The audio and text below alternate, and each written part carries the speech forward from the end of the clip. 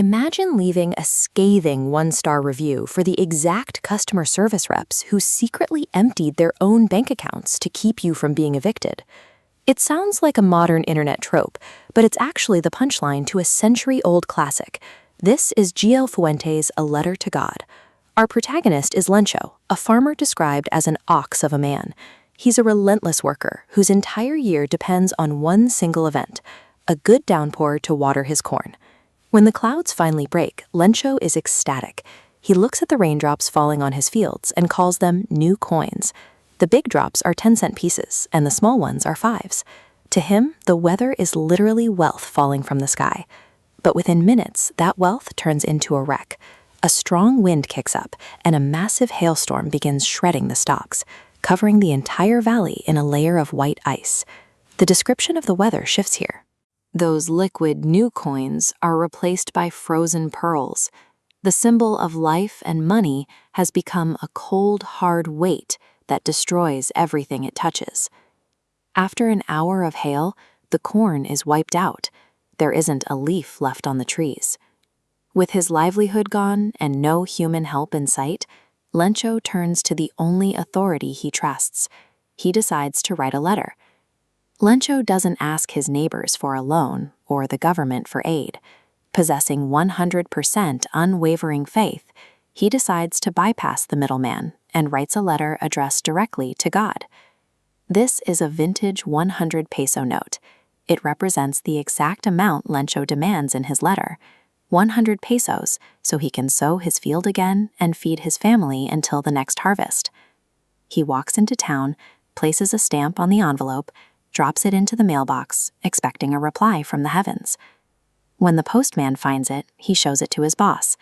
The postmaster, a fat, amiable man, initially laughs, but he's quickly humbled by the letter. He's never seen faith this literal, and he doesn't want to see it broken. He decides that instead of letting the letter go unanswered, he will be the answer. He gives up part of his salary and asks his employees to contribute to a charity fund to help this stranger. By acting as an anonymous benefactor, the postmaster sets up a scenario where Lencho's faith can remain pure, unknowingly creating the conditions for a massive misunderstanding. Collecting 100 pesos is harder than the postmaster expected. Even with the whole office chipping in, they only managed to gather 70 pesos, just a little more than half of what Lencho asked for. He puts the cash in an envelope, signs it with a single word, God, and waits for the following Sunday, expecting to see a man overjoyed by a miracle. In this illustration, we see Lencho interacting with the postal clerks. Notice his completely neutral expression as he hands over his mail. To him, this is a mundane reality, so he shows zero surprise. But watch what happens when he opens the reply. The moment he realizes there are only 70 pesos, he doesn't feel grateful for the gift.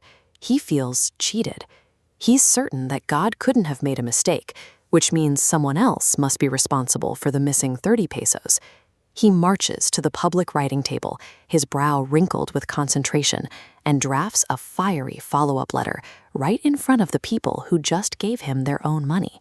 He licks a stamp, thumps it onto the envelope, and drops it in the box.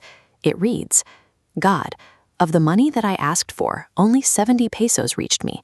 Send me the rest, but don't send it through the mail, because the post office employees are a bunch of crooks.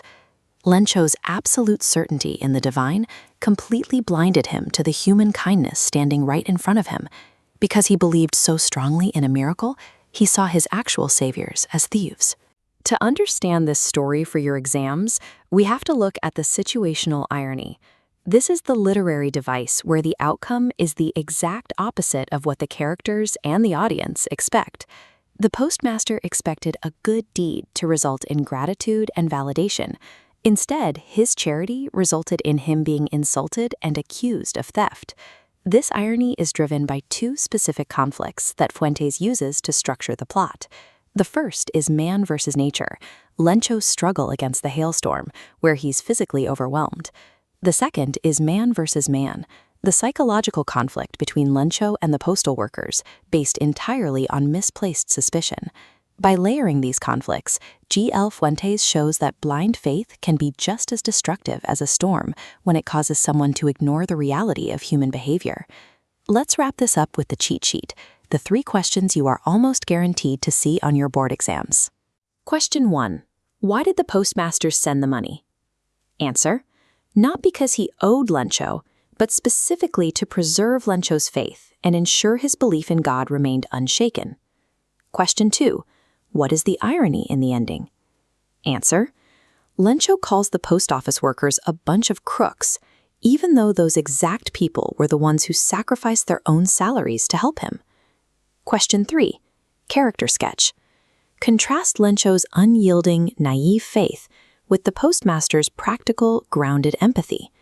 One acts on belief, the other acts on kindness. For a bonus flex on your exam, compare this to Robert Frost's Dust of Snow. While the crow in Frost's poem changes the narrator's mood for the better through nature, nature in Lencho's world is a destroyer, and the human turnaround is rejected. You don't need a miracle to pass your boards.